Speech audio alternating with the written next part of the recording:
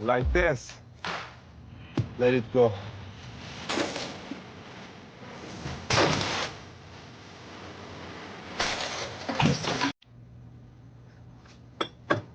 What was that? What the hell was that? We're married.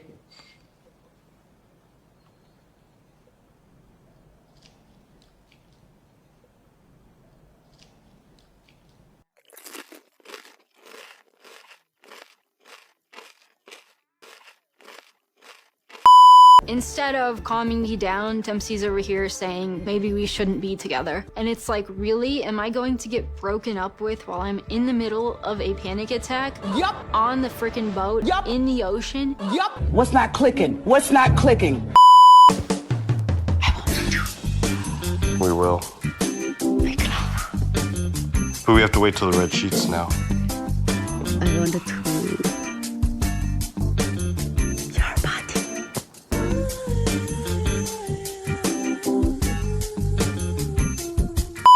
Hey you guys, welcome back to 90 Fiance the Other Way, Season 6, Episode 12. So, we're gonna start off with Sarper and Shekinah. So, Sarper's trying to show Shekinah something so he can prove that he's a changed man. I don't want to lose her.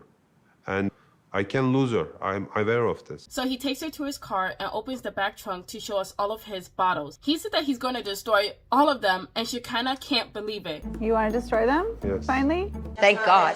So Shekinah likes that he's willing to do this, but she doesn't know if this is going to be a reoccurring thing where something has to happen before he actually makes a change. So now they drive, and I'm thinking, damn, how far is this place that it actually became nighttime? So they finally make it to the junkyard. Sarper's taking me to what looks like an old junkyard. His car fits right in. Why would she say that? So then he dumps them and he starts smashing them, and he's having a really great time. So great that he even drinks out of one of them. Ew. Oh, my God. Sarper can't believe how liberating all of this feels to get rid of your past and all your anger. Now it's Shekinah's turn and it doesn't break. Like, the girl is trying so hard, but none of them are breaking. I will not leave this junkyard until I can at least break one of these bottles. One eternity later. embarrassing. But then she finally gets one and they're so happy about it. Break this one for Okay. me. Yeah. But that's not the only surprise that Sarper has. He starts a fire and then takes out his notebook. You know, the same notebook where he keeps count of all the women that he banged. So he starts ripping out each page and burning them one by one. This is your Okay. past. All my tats. Honestly, who would have thought? Not me. But I was thinking, wouldn't it be easier to just throw the whole book in? Just saying. You know what? I'm trying to stay positive, but this bitch is getting on my nerves. It is maybe a small step for humankind, but big step for me, you know that? Anyway, Shekinah is glad that he did this, but wants him to go all in by actually going to therapy, and Sarper actually agrees. There's a lot more change that I need to see from Sarper in order for me to feel 100% confident that this is the right relationship for me. If that's the way you feel. Sarper's like, does this mean you'll come home with me tonight, Shekinah? Like, did you not hear her in the previous episode when she said that you had to go to therapy before she comes back home? Anyways, they go to therapy, and Shekinah tells us that it's hard for men to go to therapy in Turkey. Going to therapy as a man in Turkey kind of means that you're weak. You're admitting that you need help. So then they meet up with the therapist, and she asks him what brings him here today, and he doesn't respond, but instead looks at Shekinah to respond. Like, you don't know what's wrong with you? So he finally brings up how he's a control freak. Shekinah then brings up their last argument. Whole time that she's talking, the therapist is looking more and more concerned.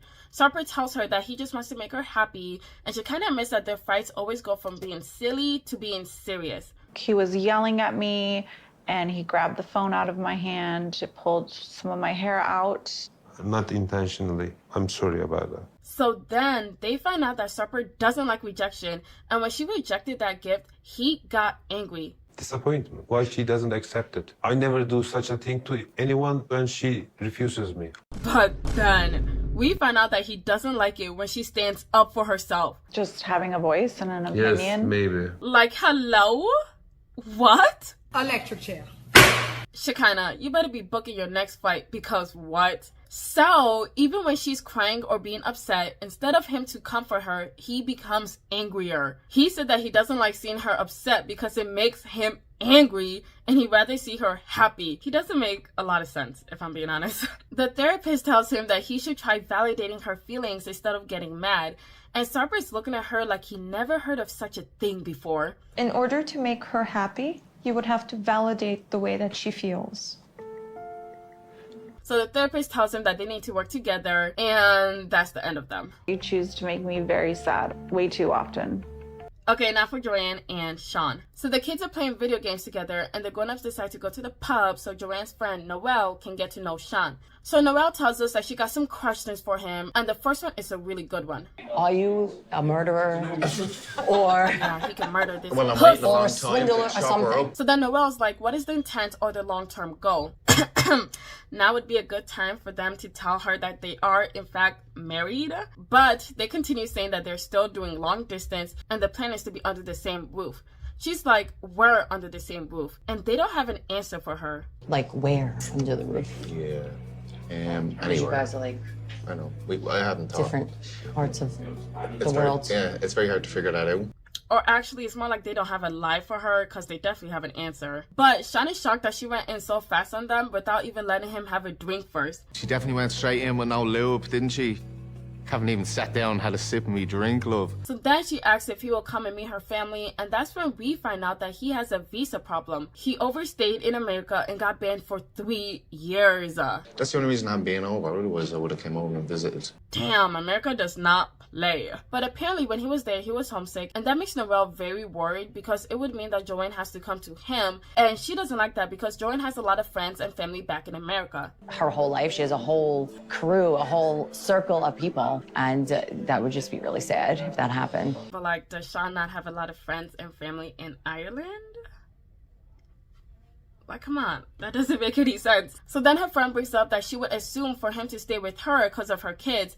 And Joanne said that they're still figuring it out, knowing damn well they already did. Stop playing with us right now. Like, we really don't feel like it. Also, what about his kid? Yeah, Joanne has 2 kids, but Sean also has a child. So why isn't the friend taking that into account? I would assume he would come to you, like you have the boys there and Joey's an adult now, so almost, you know. Like, honestly, I feel like Noelle is only thinking about Joanne and her comfort, but not Sean and his comfort. So Sean brings up that he's genuine, but they have to keep a lot of people happy with whatever choice that they decide to make. But we have to keep Bella happy. We have to keep Joe and the kids happy. We have to keep Donna happy, her friends happy, Bella's mother happy. It's a lot. Joanne is telling us that she didn't think that they will keep this secret for this long, but now she's nervous about telling everybody about it tomorrow. So now today's the day, and Sean decides to show them around first. Today, I'm taking the boys and Noelle and Joe and Bella out to Ardgillan Castle just to see a little bit of Ireland. Okay, very nice. Mid-tour, Joanne says something hella dumb. For sure know that they're going to be shocked. Possibly a little angry, but I am hoping that their anger and their shock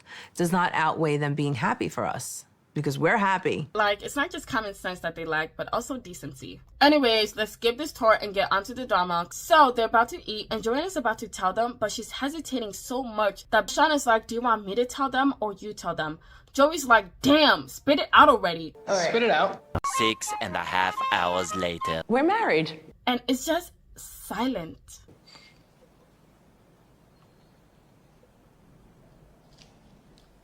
Bella doesn't believe it and asks where are the rings, and they both show it. But Joey still can't believe it, and he's like, for 2 years? You're married. You're not married. Married. We're not stupid. Whole time that the family's confused, Jesse's just eating. I like Jesse's reaction. He's just eating cake. Married. So now Noelle is like, congratulations, but what the fuck? Sean is like, well, let's take a step back and say congratulations first. Like, bro, Noelle already did. Why don't we all just reverse a little bit and say, oh, congratulations. I did say congratulations. And then ask all the questions, maybe. Say it. We're married. I mean, No, like, you're not. congratulations. Are you not ashamed of yourself? Are you not embarrassed? This is really embarrassing. So Noelle is mad because Joanne didn't tell her as her best friend. Joey's mad because she didn't tell him as her mother. And Jesse's still eating. Like, you would think your best friend would know. You would think the son would know. So she said that she thought it was important that they met him first and then told them the news. You guys, they're so dumb. And I really do feel bad for the kids. Yeah, the best friend can be mad, but the true victims here are the kids. I'm annoyed with her because she does say, you could tell me everything, don't be afraid to tell me anything. And then she keeps it a secret for 2 years that they're married. And now it spans to Jesse, who seems like he's finally taking it all in, and damn, y'all suck for real. Sean apologizes, but like the damage has already been done. Bella is so upset, and Sean is like, I thought you would be happy. And she's like, no. He asks her if she wants to go on a walk, and she's like, no. What do you mean, no? I'm happy, but like...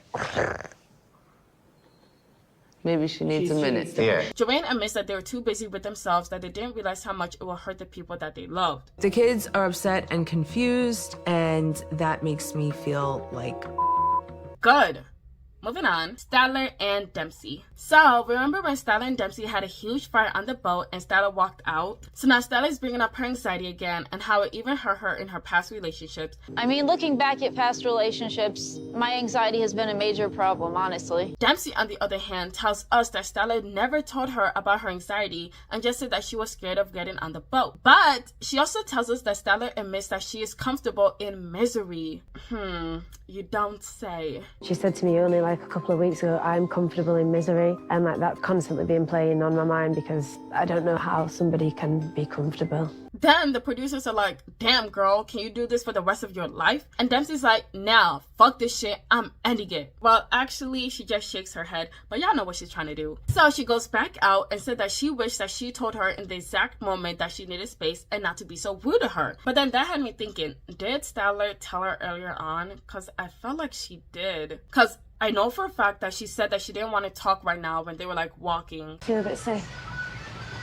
Hello? Yeah, I just don't want to talk right now. Okay. But then she also said that she needed space when they were like mid-fight. Just allow me to need my space. I'll leave you over there and we just won't speak the whole time because you don't want to. So then when we get over there, that's it's actually perfect. Honestly, they both suck ass. Oh my gosh.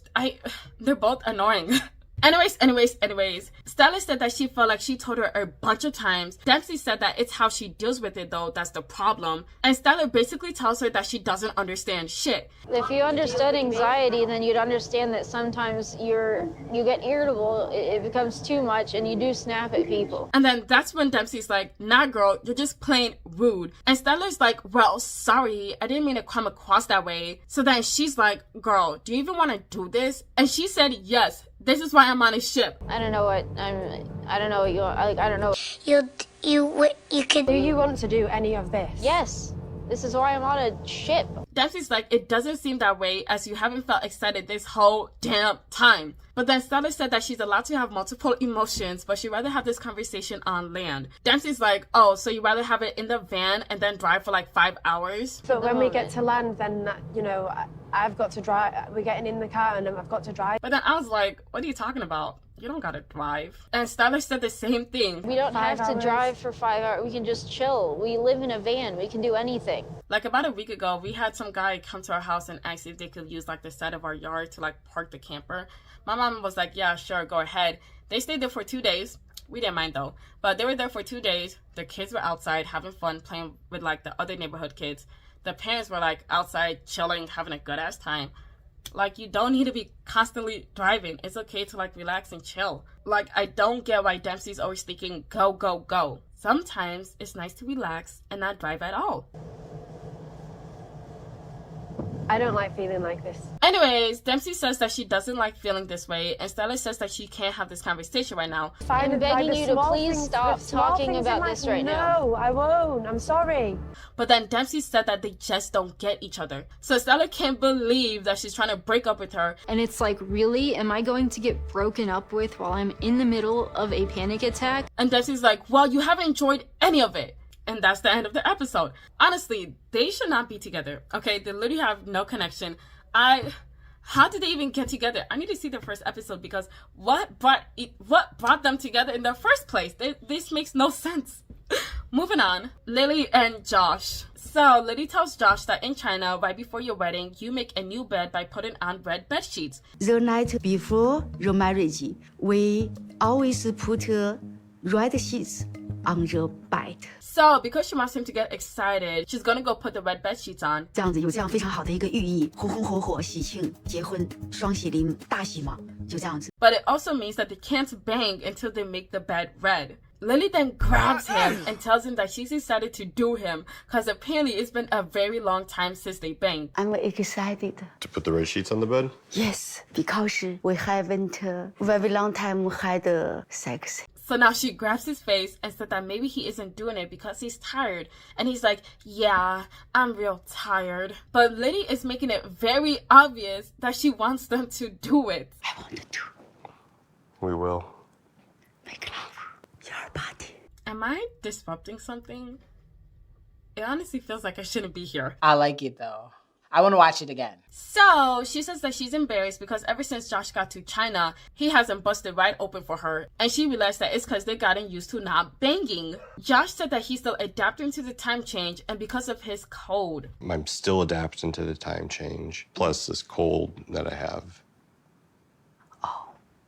Lies, lies, and more lies, and lies on top of lies. Honestly, that kind of sounds like a bad excuse, only because how long has he been there? Okay, like you've been sick since the time you arrived, and the time difference thing, you can't find another time to do it in the daytime?